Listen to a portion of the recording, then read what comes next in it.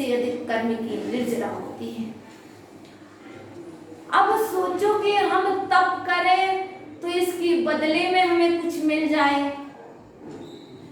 क्योंकि जो तप किया जाता है तो प्राय करके हम एकासन कर रहे हैं, हम उपवास कर रहे हैं, हम मौन कर रहे हैं तो मौन से वचन सिद्धि हो जाए, हम माला कर रहे हैं इससे हमें बुद्धि बढ़ जाए, इससे सारी सिद्धियां हो जाए।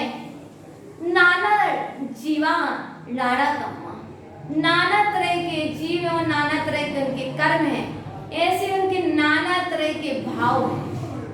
वो नाना तरह के विचार करते, मैंने ये तप किया, इस तप के बदले में मुझे ये मिल जाए। आचार्य भगवान कहते हैं तप करते समय आप ये भाव मत रखो कि मुझे इसके बदले में मिल जाए। पूजा कर रहे हैं, पूजा के साथ दूसरी बात चल रही है कि पूजा करेंगे तो ऐसा हो जाएगा।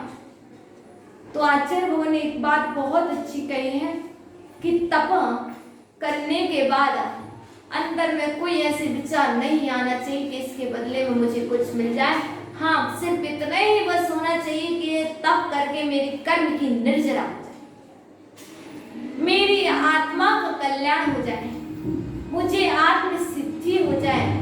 मुझे बाहर की सिद्धि नहीं चाहिए, मुझे मंत्र की सिद्धि नहीं चाहिए, मुझे तंत्र की सिद्धि नहीं चाहिए, मुझे किसी भी प्रकार की सिद्धि नहीं चाहिए। भगवान, मुझे तो इस तप से मात्र आत्म सिद्धि चाहिए, आत्मा का कल्याण करना है, मुझे तो मोक्ष मार्ग की सिद्धि हो जाए, मुझे और कोई सिद्धि नहीं चाहिए।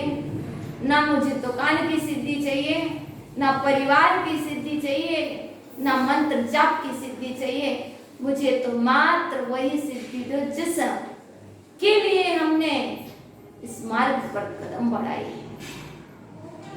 श्रावक का तप होता है,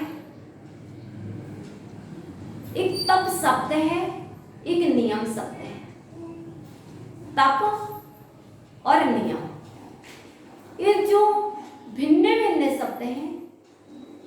श्रावक कहते हैं हम कैसा तप करें, तो आचार्य भगवान ने इसको भी कहा है तप और नियम, ये दोनों भिन्न भिन्न नहीं है।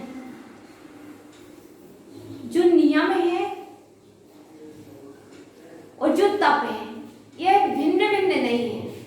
उस नियम का ही अच्छी तरह से पालन करना, क्योंकि अविरत सम्यक दृष्टि का तप तो गज स्नान की तरह होता है, अर्थात चतुर्थ गुण स्थान वर्ती का जो तप है वह गज स्नान की तरह होता है।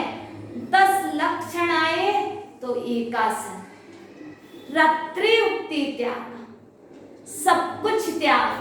जैसे 10 लक्षण गए तो क्या हो गया, सारे के सारे दुर्गुण पुनः से आ गए। जैसे हाथी पहले तो स्नान करता है और जैसे ही स्नान करके बाहर आया तो अपनी ही सूंड से धूल को डाल लेता है, ऐसे ही जो श्रावक हैं, जो अविरत सम्यक दृष्टि श्रावक हैं, इनका तप तो गज स्नान के समान है। 10 लक्षण आ गए तो सभी लक्षण, 10 लक्षण गए तो फिर रात्रि भोजन, फिर वही बार बार भोजन। इसलिए आचार्य भगवान ने कहा है इनका तप उतना श्रेष्ठ तप नहीं कहलाता। और जो 30 प्रति महाव्रतियों के तप तो महाव्रत रूपी है, तप तो। अब जो महाव्रती का तप है वो एक दिन के लिए नहीं है, सदा के लिए है, हमेशा के लिए है। करो जैसे कल थे वैसे आज है, वैसे परसों भी रहेंगे। 1 साल पहले भी ऐसे हैं तो 2 साल बाद भी वैसे ही रहेंगे। 10 साल पहले भी ऐसे थे कोई, 10 साल बाद भी ऐसे रहे। जो साधना वो आज कर रहे हैं वैसे ही आगे करेंगे, कम नहीं होगी, बढ़ाते जाएंगे। हाँ, अस्वस्थतावश, शिथिलतावश शरीर साथ नहीं दे रहा तो कम हो गए, लेकिन तप में वृद्धि करेंगे। लेकिन जो अविरत सम्यक दृष्टि है उनकी तप की वृद्धि नहीं होती। 10 दिन तो वो बहुत अच्छे से निकालते हैं, उसके बाद पुनः ही वैसे हो जाते हैं। तो आचार्य भगवान ने कहा है हमें ना तो इस लोक की इच्छा, ना परलोक की इच्छा, ना इस लोक के सुख की इच्छा, ना परलोक के सुख की अपेक्षा को रख करके जो तप किया जाता है वही तप कहा जाता है।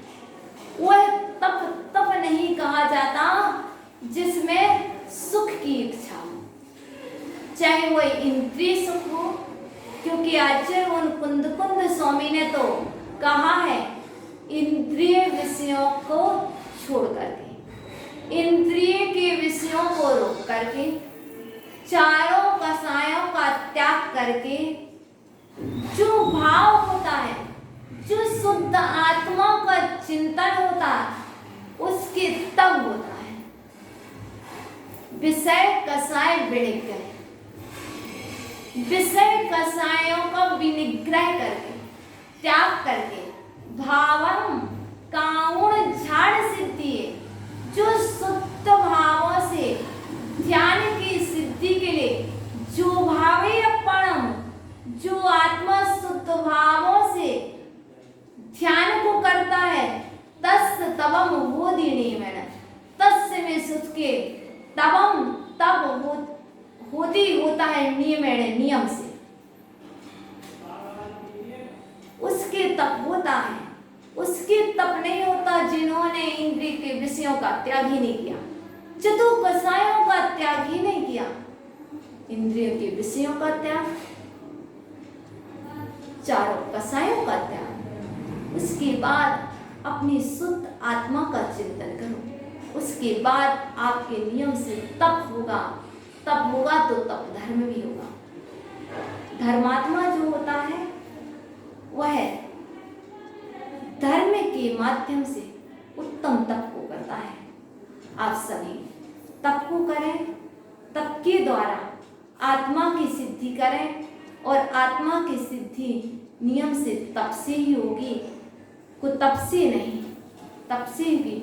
और वह सुतप शास्त्रों में लिखा है, शास्त्रों में बतलाए गए हैं। उस तप को करो जिस तप के माध्यम से कर्म की निर्जरा है, जिस तप के माध्यम से कर्म की निर्जरा ना हो, अंदर में शांति ना आए, वह तप नहीं कहा जाएगा। आप सभी के जीवन में उत्तम तप धर्म आए, वह तप धर्म भी संयम पूर्वक होता है। तप ही संयम का अंग है, तप ही संयम का अंग है। यदि तप है, क्योंकि संयम भी बाह्य अभ्यंतर 13 प्रकार के चारित्र पूर्वक होता है। 13 प्रकार का जो चारित्र होता है उस पूर्वक संयम होता है। और जब संयम होता है तो उसमें बाह्य अभ्यंतर परिग्रह, बाह्य परिग्रह और अभ्यंतर परिग्रह का त्याग किया जाता है। इसीलिए तप भी संयम का अंग है। जब तप को संयम का अंग कहा है तो तप से मोक्ष भी होता है। यह बात समझ के चलना, आपका तप मोक्ष की सिद्धि कराने में सहायक है कि नहीं। यदि सहायक है तो उत्तम तप धर्म है, यदि सहायक नहीं है तो तप धर्म नहीं हो सकता। इसलिए तप धर्म को इसलिए करना कि मुझे मोक्ष की सिद्धि हो, मेरी आत्मा का कल्याण हो। इसी भावना के साथ बोलेंगे उत्तम तप धर्म की